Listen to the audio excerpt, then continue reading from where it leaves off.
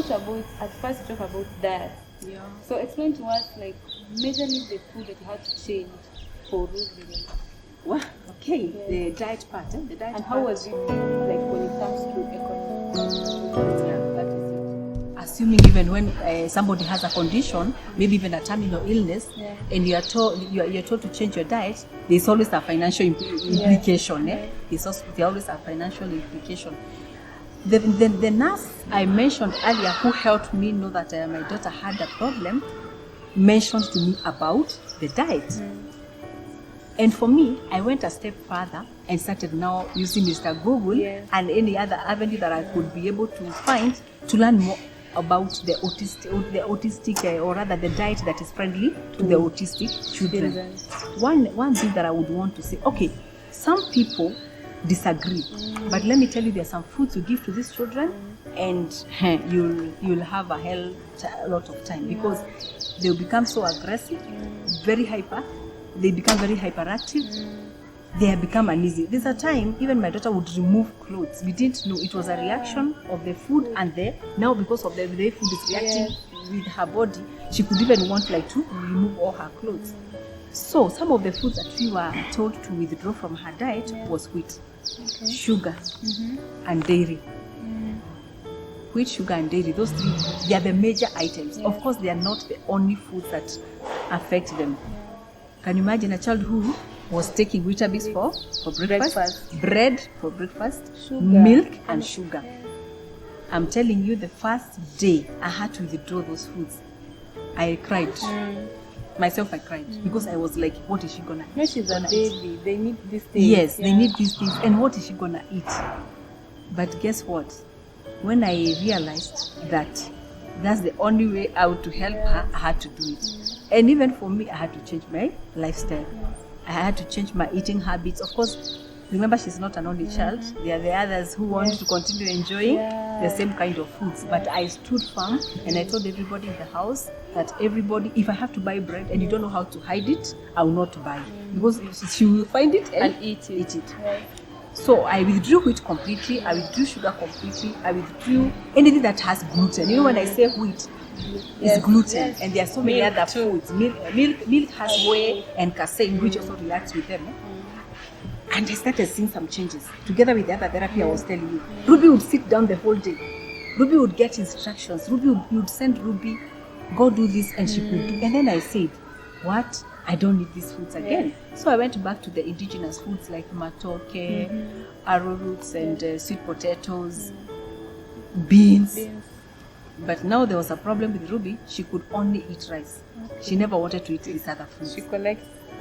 Yeah, but now with prayers, and I kept on saying, hi God, you have to help me. This child must eat everything, because again she's going to be malnutrited. Eating only rice and maybe some small beans. Later, like 2 years ago, Ruby just started eating everything. Nowadays, she sees you eating something, she wants to try it. And before, she was so sensitive. They are very sensitive to the taste and to the appearance, how the food appears. They are very, very sensitive to that. So that's where we are. The diet is working. I would want to advise anybody that is facing the same challenge. You try diet. Diet actually is a first and foremost. It's a backbone. It's like a fast therapy. Yes, it's a fast therapy. Yeah, because food really makes them. But later, when they heal, and you get to a certain stage, you can reintroduce the foods back.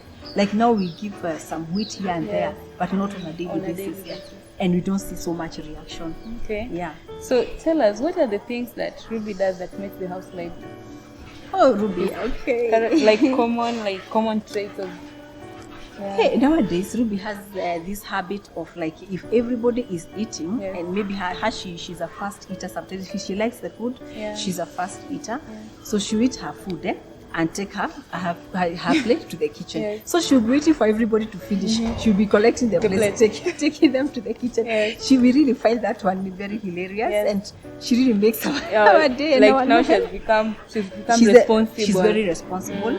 Even a cup, if you're taking water, and maybe even you wanted to refill, she'll still take it to the kitchen. Take it to the kitchen. You'll be saying, hey, ring, I'm not yet done. But she's very fast.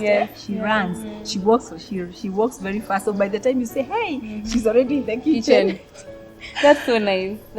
Yeah. So How did you you have two other kids? Yes. How did you manage parenting the two kids so that they don't feel like you overlove Ruby? Did you try to explain to them? Did you sit with them down? And also for you, you had to take now more support to your child. How was that parenting? The older one, Yeah.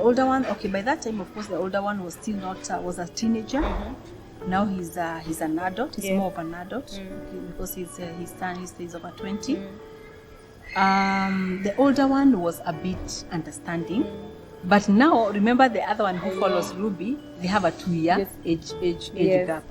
So she could at some point tell me, Mommy, the only person that is favored in this house and not beaten is Ruby.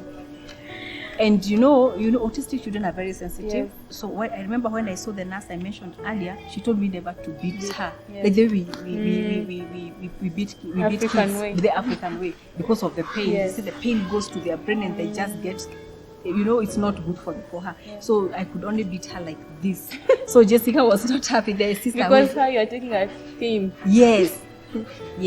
So then I realized later as we were talking with other parents, I realized I'm not being fair to her, the sister now, because whatever I'm going through as a mother, she's also going through as a sibling. So I started talking to her, telling her you need to be encouraged. And she was even like so much like distance from her. She could not even want anything to do with her. So I realized not that she doesn't like the sister, it's because now all of us have concentrated. Yes, she feels so much deserted and all that. So we started talking to her, especially myself. I started talking to her, telling her we're in this together. Let's help her.